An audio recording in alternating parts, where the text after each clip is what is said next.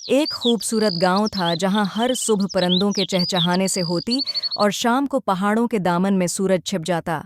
इसी गांव में ज़ैनब नामी एक नन्ही लड़की अपनी नानी है के साथ रहती थी। ज़ैनब को कहानियां सुनना बहुत पसंद था और उसकी नानी की कहानियां गांव भर में मशहूर थीं। एक दिन ज़ैनब अपने नानी के पुराने बाग में खेल रही थी कि उसने एक खूबसूरत परिंदा देखा जिसके परों पर कौस और कज़ह के रंग झलक रहे थे।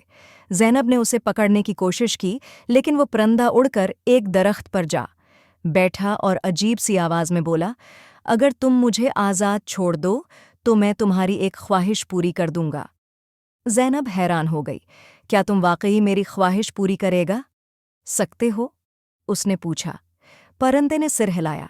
ज़ैनब ने मुस्कुराते हुए कहा, ठीक है, मैं तुम्हें आज़ाद छोड़ती हूँ। मेरी ख्वाहिश है कि मेरे नानी हमेशा खुश रहें। परिंदे ने अपनी चमकती आंखों से ज़ैनब को देखा और फिर अचानक गायब हो गया। ज़ैनब सोच में पड़ गई कि क्या ये सच था या उसका वहम। अगले दिन ज़ैनब की नानी के चेहरे पर एक चमक थी। वो ज़ैनब को लेकर गांव के मेले में गए, जहां उन्होंने ज़ैनब के लिए एक खूबसूरत गड़िया खरीदी।